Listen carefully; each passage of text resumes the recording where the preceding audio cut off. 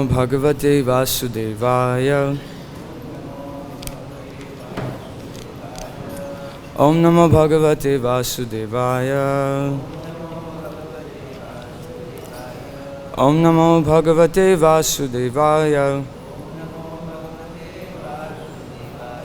Narayanam Namaskritya Naran Chaiva Narottamam Devim Saraswatim Vyasam Tato Jayamudirayat Nashtaprayasha Badrishu Nityam Bhagavata Sevaya Bhagavate Uttama Shloke Bhaktir Bhavati Naishtiki.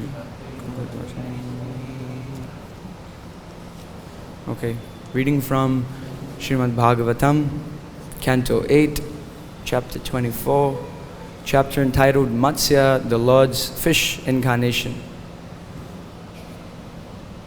Text 4 and 5. So I read 4 and... Okay. Alright. Okay. Text 4.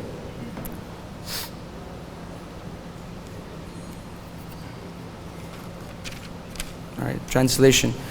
Sri Sutta Goswami said, when Parikshit Maharaj thus inquired from Shukadev Goswami, the most powerful saintly person began describing the pastimes of the Lord's incarnation as a fish. Okay, text 5.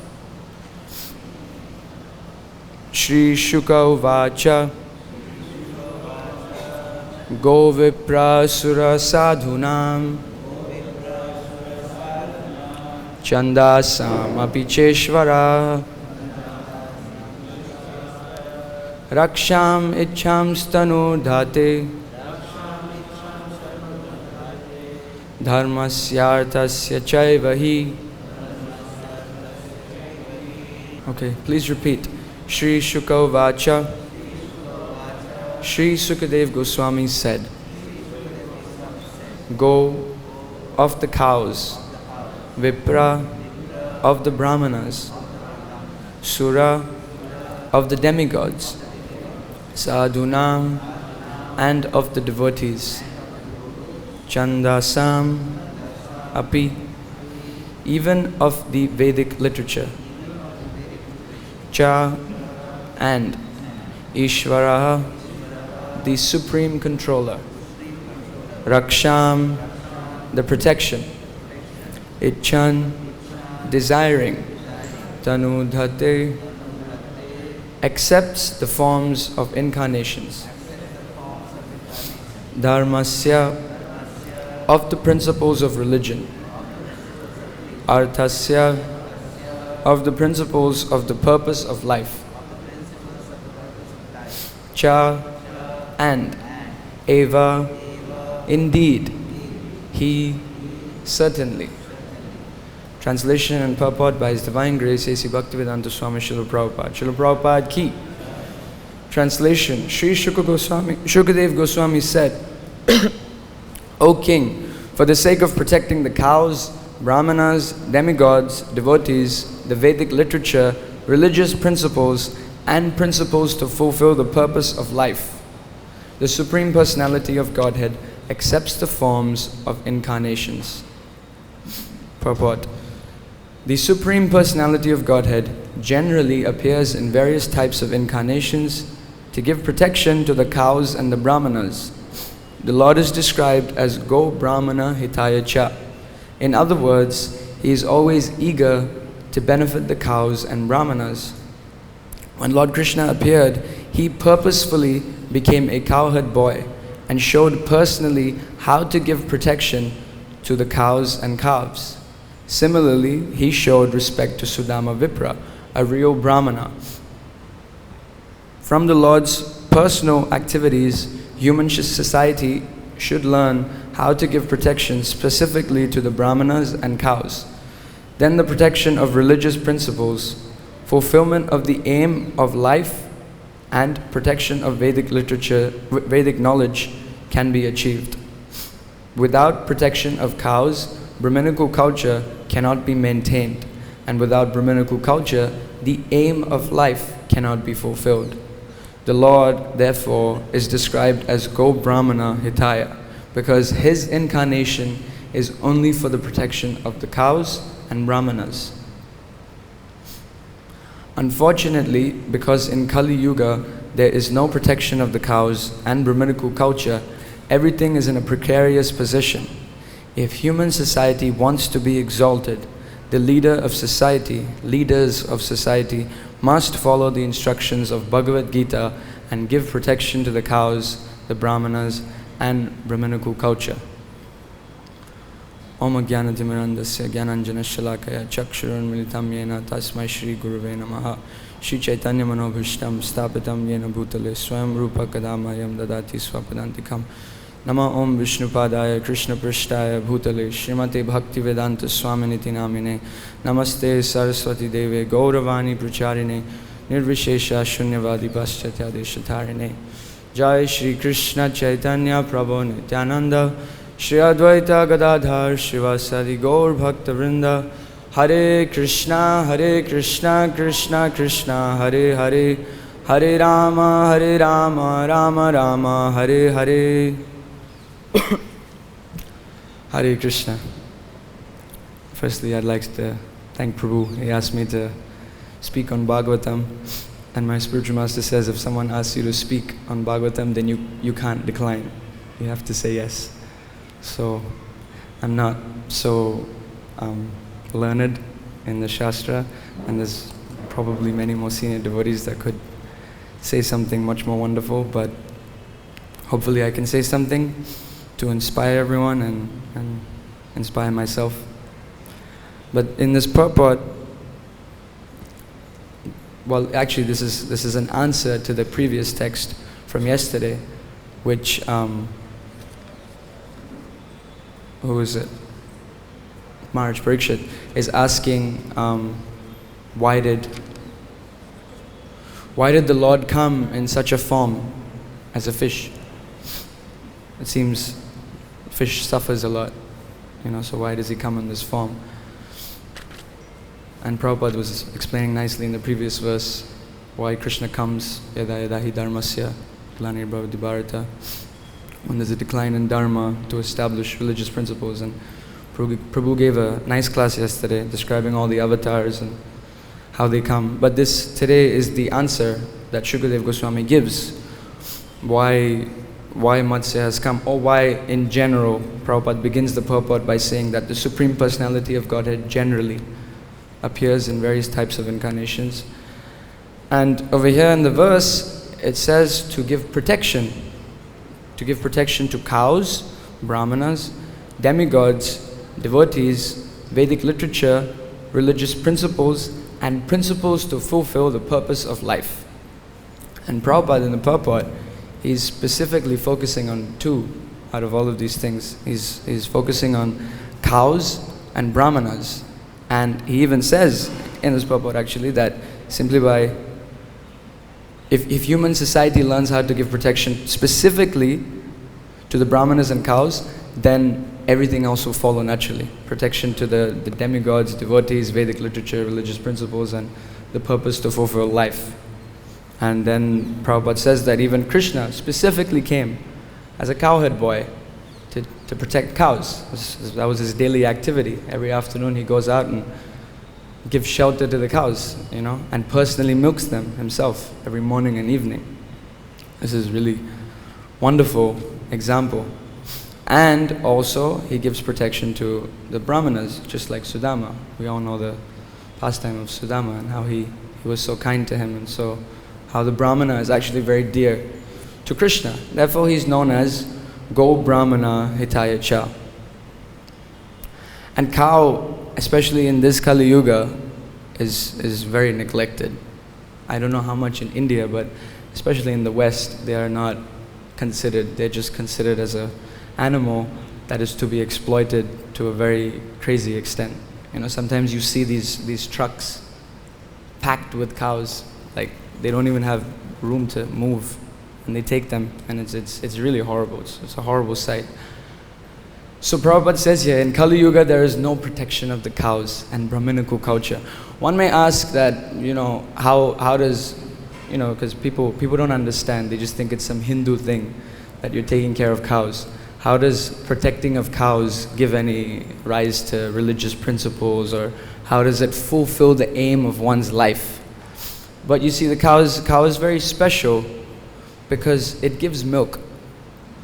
And milk is used in yajna. It's used in sacrifice. It's used in deity worship so elaborately. We use yogurt, we use ghee, we use milk itself. So if there's no cows that are happy cows, then you won't have much milk. And if you don't have much milk, then you can't do much yajna. And if you don't do much yajna, then Yajna Purush won't be very happy. And if Yajna Purush is not very happy, then, well, ultimately you won't be very happy. So it all comes back to the cow. You give protection to the cow, Krishna becomes happy. Because now you can bathe him. Krishna likes being bathed in yogurt and milk. This is what he likes. So when you do that, he becomes happy. And not just that, Prabhupada also says that by taking milk, you get finer brain substance. Simply by taking milk. Actually, Prabhupada had given a nice analogy of how there will be never any waste if you have cow. Because if you have cow, you collect all the milk that you get. Even if it's too much, everyone should drink as much as they want, and whatever is left over, the next day you turn that into yogurt. And then everyone takes as much yogurt as they want also. So the yogurt on the third day then turns into ghee. And then everyone takes as much ghee as they want. And like that, milk should never be wasted. Actually here in Vrindavan, someone was cooking milk, boiling milk, and when it raised over and Prabhupada could hear that it's burning, Prabhupada screamed, "Who is going to hell?" because milk is a very special thing. It shouldn't be wasted. And this is how Prabhupada gave a nice way of how it can be used. And this is a very important aspect actually, because without finer brain substance, you won't be of very much use. Because Prabhupada also this word, brain substance, he uses this in this verse from the 11th canto, Krishna Varnam Tusha Krishnam Sangopangas Tuparshadam Yagyai Sankirtana Praya Yajantihi Sumedasaha. And that Sumedasaha he translates as brain substance. And if we don't have much brain substance, then we can drink some milk and we'll get brain substance. And when you get this brain substance, you get intelligence that, oh, maybe it's Kali Yuga, and because it's Kali Yuga, maybe I should chant Hare Krishna, and get rid of the influence of Kali Yuga. There's this verse, Brahma speaks this verse. Iti shodashakanam nam kali kalmashanashanam nata parataranyat sarva vedeshu drishyati. And before this verse, it actually has the Maha Mantra, Hare Krishna, Krishna Krishna, Hare Hare, Hare Ram, Ram Ram, Hare Hare, Iti shodashakanam nam. This 16 words, and nam, specifically like that. This is the only thing that can get rid of the influence of Kali kalmasha nashanam. And then what does he say? He says, Nata paratara nanyat sarva vedeshu drishyati. I have seen all the Vedas. Brahma has 8 eyes, so he can see much more than whatever we can. And he's seen all the Vedas, he's read all the Shastras, he heard it directly from Krishna, and this is the conclusion. There is no other conclusion. This is his conclusion, that the only way you can stop the effects of Kali Yuga is by chanting these 16 names, So if we take milk, then we can get very good brain substance to do the yajna and to satisfy Yajna Purush. Yajna Purush in this age actually is Lord Chaitanya. He's come in Kali Yuga. The question is being asked here, why does Krishna come? And that's what's being answered. If we read CC Adi Lila, the 3rd chapter and the 4th chapter, that describes very nicely why Yajna Purush of this age, Kali Yuga, why he has come. and it's really beautiful. Fourth chapter is the internal reason, and the third chapter is the external reason. It's very good to know this, because he's our Yagya Purush, so we should know why he has come, so we can satisfy him. So the third chapter actually describes how he's come specifically for two things, which is the external reason. He's come to propagate Harinam, these 16 words that can destroy the influence of Kali, and he's come to give Prema Bhakti, pure love of Godhead. And these are the external reasons. And then if you read the third chapter, actually Prabhupada says in the purports, he says the real reason, which is interesting. It sounds like the other one is an apparent reason, but it is also equally important. It's just an external and internal reason. And Prabhupada says that the real reason is Lord Chaitanya came in Kali Yuga to taste the love that his devotees experience. And Prabhupada even says that the love that the devotee experiences, he says the relationship between the living entity and the Supreme Personality of Godhead and the mellows that come out of that is the purpose of bhakti. So in Jaiva Dharma it says that the purpose of bhakti is to create an ocean of rasa that Krishna can drink and enjoy. So when we're chanting Hare Krishna, it's a relationship between the living entity and Harinam, who is the Supreme Personality of Godhead. Actually, it's even described that there's no incarnation in Kali Yuga. Krishna is known as three Yuga avatar. He just comes in the Satya, Treta and Dwapara. And in Kali Yuga, he comes as his holy name. What is that song by Narottam Das Thakur? Golokera Premadan, Harinam Sankirtan. Krishna in this age of Kali, the object of love, Golokera Premadan, the wealth of love in Vrindavan. That is Harinam, that same 16 words that you're chanting. This is actually a person. And this same person, to taste this himself, has come in the form of Lord Chaitanya. And the whole problem is, if you don't protect cows, one might say that, it's Kali Yuga, you just have to chant Hare Krishna, no need to protect cows. But it's the same point. If we don't protect cows, if we don't drink milk that's offered to Krishna, which makes him happy, then we won't get enough brain substance to understand that we're in Kali Yuga. Sometimes we forget, if you think about it, you were born in Kali Yuga. So unless, I don't know, maybe some of you are Nityasiddhas coming from the spiritual world, if that's not the case, then we're like lowest of the low. We made it to Kali Yuga. Like it's a very small percentage, And if you think about it, then it's like it's all a downward glide from here. There's this verse in Bhagavatam. What is it? Mukta Sangha Paramrajit. Kaler Dosha Nide Rajan. Yesterday also Prabhu quoted this verse. Kaler Dosha Nide Rajan. It's an ocean of faults. Nidhi, like unlimited. If you start noticing the faults, you'll be here forever. Because it's an unlimited ocean of faults. Hasti Eka Mahan Gunad. There's only one Eka, one good quality. Kirtana Deva Krishnasya Mukta Sangha Param Rajit. If you understand this, if you just understand this verse, it will make everything very clear. Kali Yuga is just simply full of nonsense. And if we want to get out of it, then we have to really chant Hare Krishna. Today is actually a really special day also.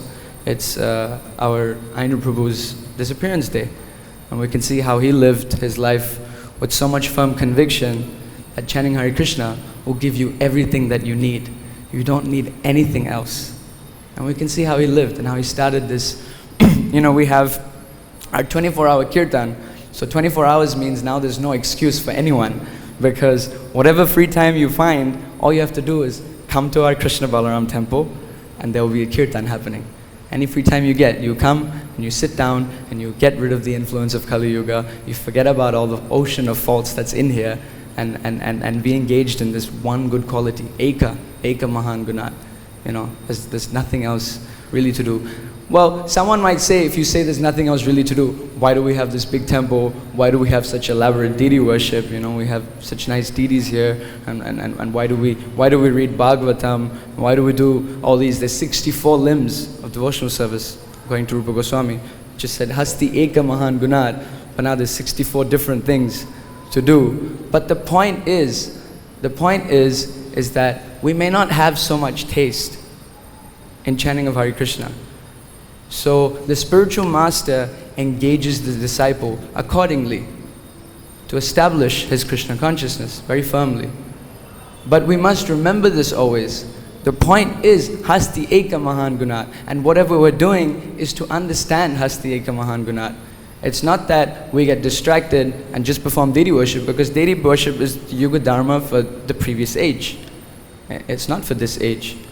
But when you do deity worship, Prabhupada says in his Nectar of Instruction, in the 8th verse, in the purport, he says that as you chant Hare Krishna, you should be able to remember the form of the Lord. And when you're engaged in deity worship, especially when you dress the deities, and when you offer them arti, you're seeing them every day, and you're offering them bhoga, and you're looking at their lotus feet and their lotus body and their lotus face, then naturally when you chant Hare Krishna, you will think of them. And at that point, you realize that, oh, this chanting of Hare Krishna is the same person that I dressed this morning. And this chanting of Hare Krishna is the same person that I'm going to cook for. And this chanting of Hare Krishna is the same person that I'm offering an arti to.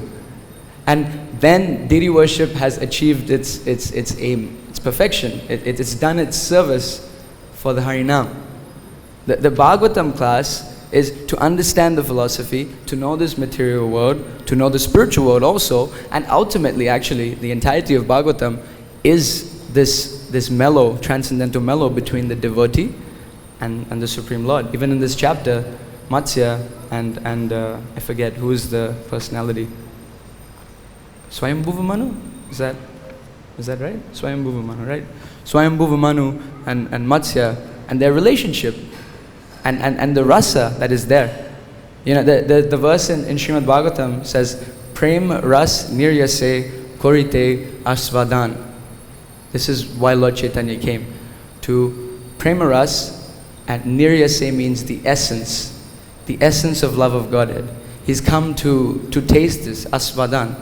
And rag marg bhakti loke korite prachar, and to preach spontaneous devotional service. And in that purport, actually, Prabhupada says that one must aspire for pure devotional service.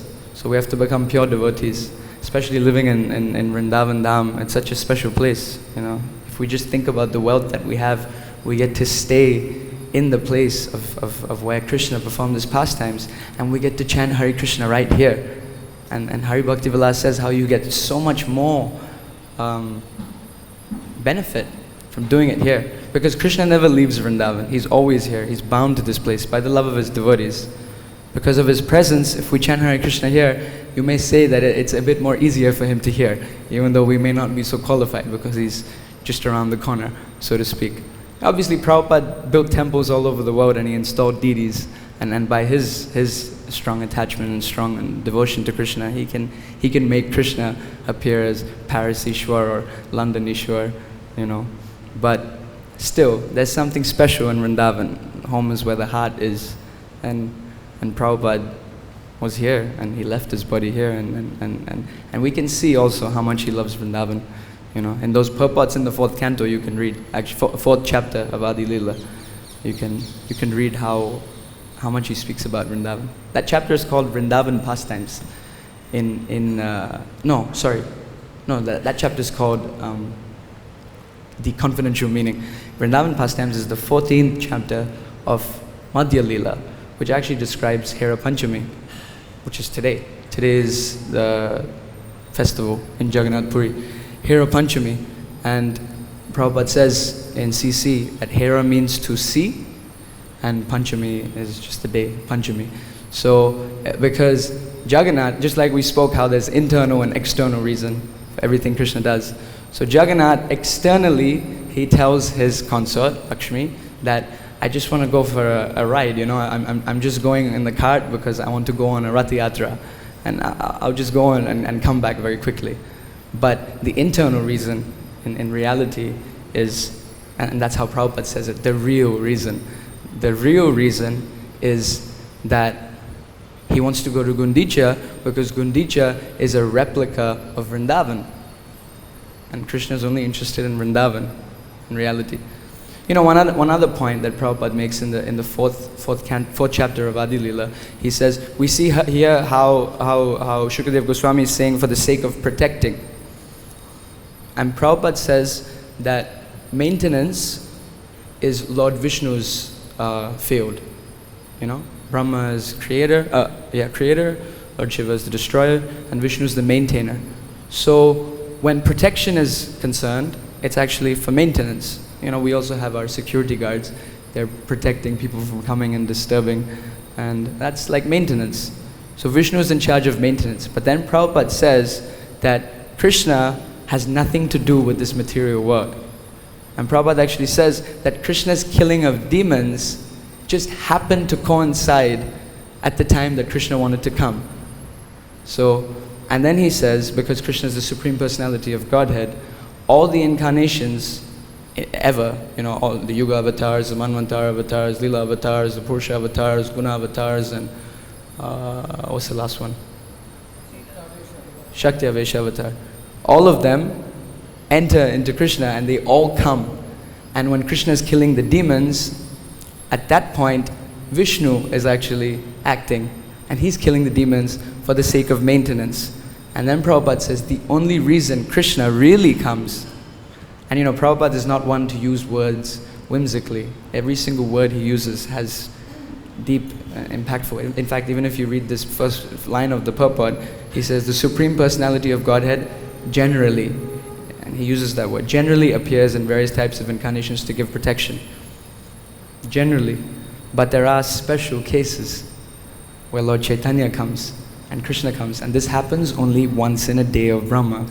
We're not just living in Vrindavan, we're living in Vrindavan in that one time, in that one day. I actually calculated it, if you know how long it is for Brahma, it adds up to like 0.03 seconds of his life, this 10,000 year gap that we have, and we happen to be here in this time, and this is a special case. It's not a general case of the Lord appearing. And in special cases, Prabhupada says the real reason for Krishna coming is he comes to display his eternal pastimes of Vrindavan so that we may get attracted to it. And we may desire to hanker after this thing. This is the real thing. There's Lobhamaya Shraddha and there's Shastriya Shraddha. Shastriya Shraddha is duty bound. It takes you to Vaikuntha, which is wonderful, but Krishna likes us to be in Vrindavan because that's where he's most happy. And you would like to serve Krishna where he's most happy. So you can make him happy in Vaikuntha, but you can make him more happy in Vrindavan. So as devotees, we would want to make Krishna more happy. And Krishna is coming just to display these pastimes so that we start thinking that if only I could serve in this reality. If only I could present myself, offer myself to my spiritual master to use me in this reality, you know. And Lord Chaitanya is also a special case, and he also comes only once in a day of Brahma, the same time that Krishna comes. After Krishna comes, Lord Chaitanya comes, and it's not just wonderful in the sense that Krishna has come with this special mood, but Lord Chaitanya has come to give that so easily. You just have to chant Hare Krishna. It's as simple as that. Chant, chant, and chant, and chant. Actually, Bhaktivinoda Thakur, in his Chaitanya Shikshamrita, he says that a Madhyam Adhikari should chant 2 lakh names. This is Bhaktivinoda Thakur is saying. And Prabhupada says we have to come to the Madhyam Adhikari platform. So this seems like a bit over the head, but if they're saying it, then it's possible. If a pure devotee says something, it happens. Prahlad Maharaj said that Nrsimhadev, yes, Krishna is in this pillar, and he comes out. So Bhaktivinoda Thakur is saying Madhyam Adhikari means 2 lakh, that means it is possible. And Prabhupada is saying we have to come to the platform of Madhyam Adhikari so that we can preach. This is a preaching movement. Whatever we're doing to preach Krishna consciousness. Our 24-hour kirtan, this deity worship, all the services that are there in this temple. And that's why we don't just sit and chant the holy name. We can do that.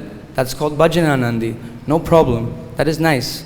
You have your relationship with Krishna, and Krishna likes those devotees that simply chant Hare Krishna. But it's not our mood, at least in our line of Srila Bhaktisiddhanta. He came very specifically to share Krishna consciousness. Why? Because this is Lord Chaitanya's mood. Rag, Marg, Bhakti, Loke. Loke means the whole world, not just West Bengal, not just India, but every single town and village.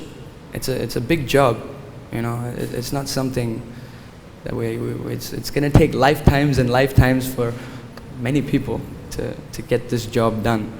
But you do it by chanting Hare Krishna, and you don't get distracted by the things. You see how Prabhupada did it in the early days. He would just send 2 or 3 devotees to a random place. They would have no money, no nothing, just a bunch of books.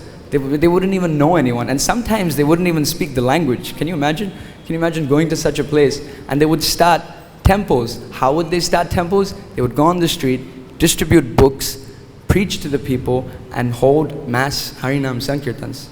In New York City, they would have, I spent some time in New York, and they have a nice kirtan there. But in Prabhupada's time, they would have 250 devotees going out every Saturday. 125 would go in one direction, and 125 would go in another direction, and they would have 48 mridangas. Can you imagine that sound that would be coming, you know, like vibrating off the tall buildings? And then 125, they go all around, and finally on Fifth Avenue, it's like a famous street, there's lots of shops and many people are there. They converge and they make a huge mass Harinam. You know, that's how the movement started. They didn't have anything else. They just had Prabhupada's books, they had Prabhupada, and they had the Hare Krishna Mahamantra. Actually, in Kali Yuga, there's only 2 ways Krishna attracts the living entity. Krishna attracts the living entity through the pure devotee and through the holy name. And that's what they had, you know? And you see, from that, so many temples came. From that, so many beautiful deities manifested. Prabhupada actually says, these deities are re-established in one of his purports in CC. He says these deities, like Paris Ishwar, London Ishwar, they are re-established, which means they were there, and by the performance of Sankirtan, they've revealed themselves. Prabhupada says like this. So everything else comes through Eka Mahan Gunat, the one good quality. You know. Anyway, I would like to speak something about Hera Panchami, otherwise we won't have much time. But Hera Panchami is very special because, like we said, the external and internal reason, but when he reaches Gundicha, he becomes so happy to be back in Vrindavan that he doesn't really want to go back to Nilachal, to Jagannath Puri temple, because that's considered to be like Dwarka. And 5 days after the Rath Yatra, Lakshmi Devi is waiting there and waiting and waiting. Finally, her temper starts to rise, and she can't tolerate it anymore. She takes her own Rath with her own servants, and it's decorated very, very opulently. And actually in CC it says when King Prataparudra was ruling, he arranged this whole festival, and he made double the amount of prasad that was served in the Rath Yatra. So even more prasad and even more opulence. And they all come in an angry mood. And it's even described that there's dancers, and they're dancing in a way that like instills fear in the hearts of the pandas of Jagannath, the servants of Jagannath. And as they're dancing and approaching, they're really like freaking out, you know, they don't know what to do, like she's coming. And when they come, it's described, and Lord Chaitanya was witnessing all of this 500 years ago. They come and they tie up the servants of Jagannath, and they force them to kneel them down at Lakshmi Devi's feet. They actually do this. And it's still happening today. In fact, it's happening today in Jagannath Puri. They do this festival. And if you read the 14th chapter of Madhya Lila, which would be a nice thing to do today, it describes Hera Panchami. If you have some time, it's not very long. It's 200 verses or so, but not many purports, so you can read. It's very nice. And in that, when Lord Chaitanya sees this, he immediately, what does he remember? He remembers Vrindavan. And he asked Swarup Damodar that, I'm seeing this mood of jealous anger, but in reality, because Lakshmi is also just a portion of Radharani, just like Narayan is a portion of a portion, just like the Purusha avatar is a portion of a portion. Like that, it's described in CC that all the Shaktis that come with Krishna, so, or whoever it may be, they're actually an expansion of Radharani. So when Mahaprabhu sees this mood of anger, he immediately thinks of Vrindavan, and he tells Swarup Damodar, I'm seeing this special mood of anger. Can you describe what it is like in Vrindavan? And then Swarup Damodar Goswami, he describes all kinds of variety. There's so much variety in the spiritual world. It's actually very, very relishable. And this is what Lord Chaitanya has come to relish, this variety that Krishna is enjoying.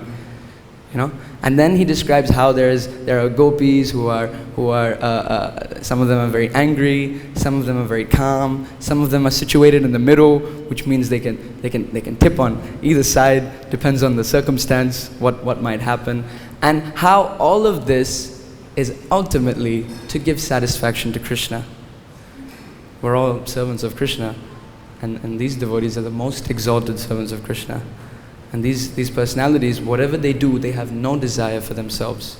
Completely, 100% Krishna conscious. Especially the residents of Vrindavan, and especially the gopis of Vrindavan. They're the highest standard. And when they get angry, they're doing it for Krishna's pleasure. It's a very nice description. If you have some time, you should read. It's quite long. I was thinking about reading it, but I read it myself. It took like 2 hours, so I guess it's not really possible. But if you read it, it will be very beneficial. And then at the end of that conversation, Srivas Thakur actually comes into the conversation, and he tells Swarup Damodar that you're speaking of Vrindavan, but what is this Vrindavan? Look at this cart, look at this chariot, Lakshmi Devi, so much opulence, so much gold, so much jewels, so much, so wonderful. In Vrindavan, you simply have a bunch of flowers and twigs and maybe some peacock feather and some dust. What is the use of that Vrindavan? Look at this is the real opulence.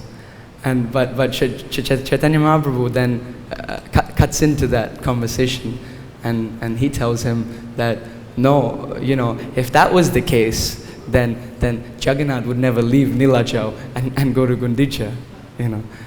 The opulence that is present in Vrindavan is so beyond, it's even beyond logic. It makes no logical sense. Actually, bhakti makes no logical sense. How can the Supreme Personality of Godhead come under the control of his devotee or his Shakti?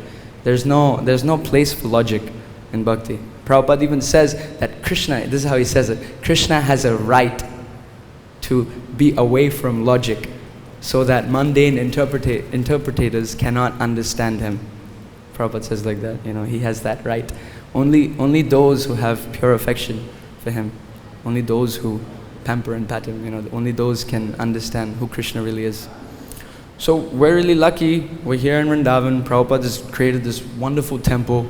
We can engage in wonderful activities. Prabhupada says in so many places in Bhagavatam that the only solution is chanting 24 hours a day. So many places. It's filled in practically every canto. So many times he says it. You should see when you're reading Bhagavatam, what does Prabhupada repeat? He repeats this point that we're reading today, protection of Brahmanas. It's all over Bhagavatam. So we have to know the heart of Srila Prabhupada, and then we have to serve him. Brahmana culture is really important. Varnashram, he emphasizes so much also. Varnashram is really important, and Harinam is most important, and all of these other important things are to serve the Harinam. That also has to be there in mind. Today is also Vakreshwar Pandit's disappearance day.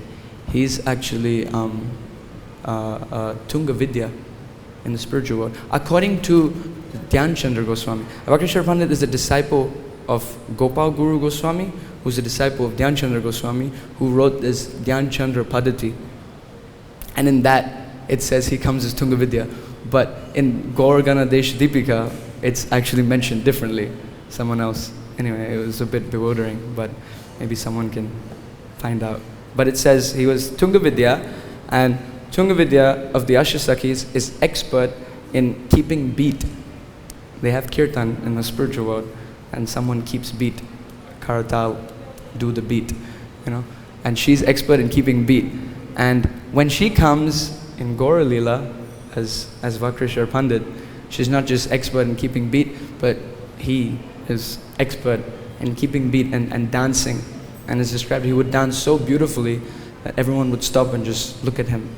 Everything would stop. The whole universe would stop. Just like when Hiranyakashipu does his tapasya, everything stops. When Vakreshwar Pandit dances, see how wonderful our Krishna consciousness is.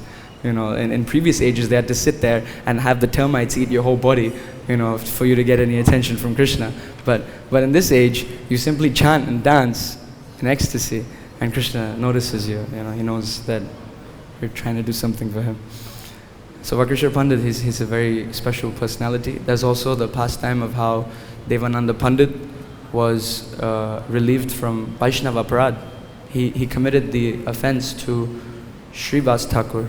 Yeah, he was giving a class on Bhagavatam, and Srivas Thakur heard this and went into ecstasy. He started crying and screaming like Gauranga, Gauranga, rolling on the floor and in complete ecstasy. And it seemed to disturb the class. So the servants of Devananda Pandit picked him up and threw him out of the temple room. In one sense, you would say it's like natural to do that, but he was a pure devotee, so it was a bit of a problem, and Devananda Pandit didn't say anything. They threw him out, and then later on, Mahaprabhu would not give him mercy, and he told him that I will not, because you mistreated my devotee. I will not give you any attention.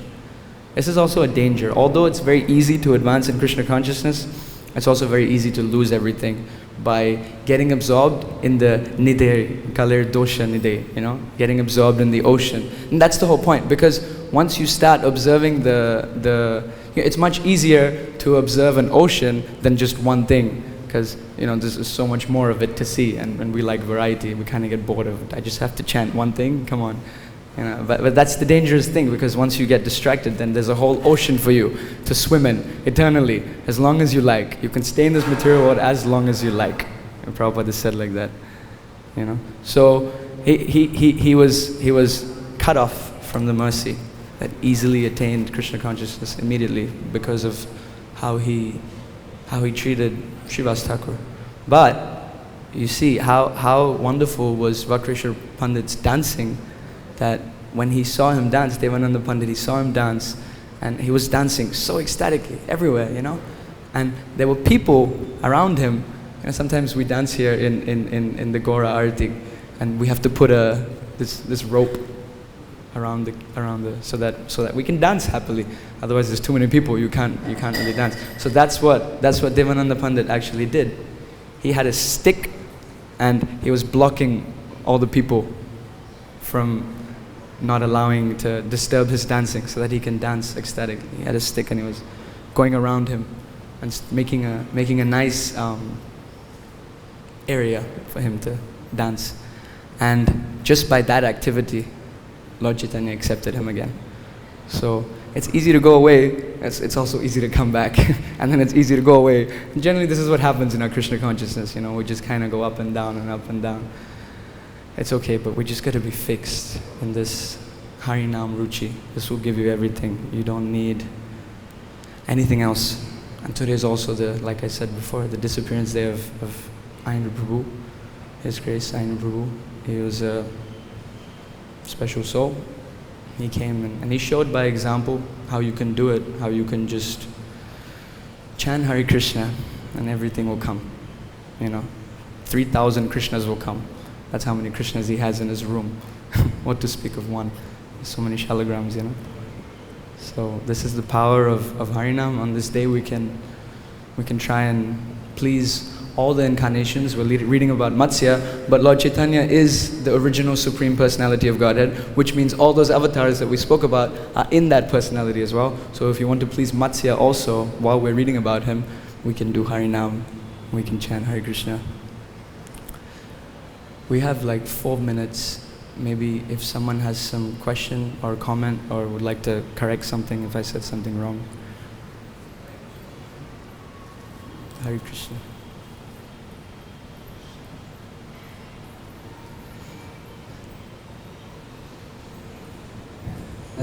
Hare Krishna.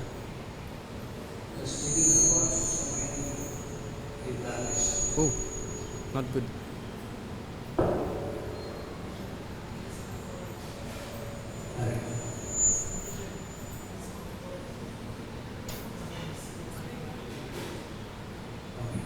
Okay. Speaking about so many incarnations of the Lord. So all the incarnations are coming from Krishna. Yes. So then why we are so much devoted in so many different incarnations of God? So sorry, devoted. We are so much devoted in so many Bewildered. incarnations of the Lord. Ah. Just like in 1865, Prabhupada has mentioned, there are so many incarnations of God. But our goal should be that we should meditate on Krishna Shamsundar. Yes. So can you specify this, what Prabhupada has mentioned in 1865? Well, they're just different incarnations are just like different features of the Lord. Like Lord Ramchandra comes as Maryada Purushottama to show the ideal man, and Nrsingadev comes and he actually describes, according to Rupa Goswami, he's in the mood of Vatsalya, in the mood of Vatsalya towards Prahlad Maharaj. So they're just, you could say, like decorations, for specifically showing some quality of Krishna. And in that way, we appreciate Shyamsundar Krishna. By seeing all these different incarnations, we can see how Shyamsundar has all of these things, but to glorify some specific feature, Krishna comes in a certain way for a certain devotee, and it's all attractive, in that sense. But Prabhupada says in that purport, Shyamsundar. And even in many places in Bhagavatam also, he says Shyamsundar, very specifically. So Shyamsundar is Raso Vaisa. Yes, Prabhu. Yeah, I have this question that the surrendered devotee to this Krishna consciousness movement, if he is engaged in some other activities which are important for the movement, that can also be considered like he is engaged in chanting. Of course, main thing is surrendered means surrendered to the pure devotee, surrendered to the spiritual master. And the spiritual master will not give you an activity that may deter you. Sometimes it seems like you have to go and do collection or something, you have to go and do something that doesn't seem like Harinam, but it's all to support the society for Krishna consciousness. And that society's aim, the 7 purposes that Prabhupada has written, one of them, all of them are important. One of them is to establish deity worship, one of them is to establish temples, one of them is for mass book distribution. All of this is Harinam.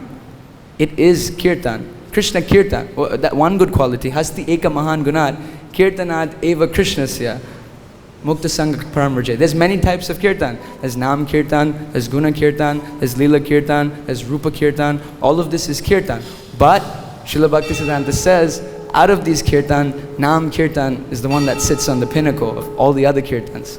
And all the other Kirtans serve Nam Kirtan. But this is also important. If you don't have Guna Kirtan, let's say for example, if you don't know the qualities of Krishna, if you don't read about him from Bhagavad-Gita or Bhagavatam, then what kind of Nam will you be able to chant? You don't even know who you're chanting about.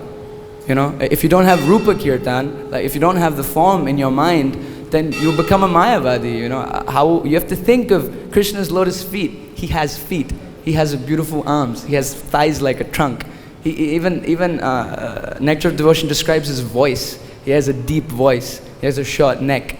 He has a peacock feather. This is also Kirtan. If you think of these things, it helps in your Nam Bhajan, And Lila Kirtan, Prabhupada says, to love God, you have to know God. You have to know God and then you can love Him. And to know God means you have to know what His name is, what He does, where He lives, who His friends are, what are His qualities. Otherwise, how can you love someone you don't know? It's a relationship we're trying to establish with Krishna. So all of these other forms of Kirtan, they are also assisting, in the one good quality. Jai.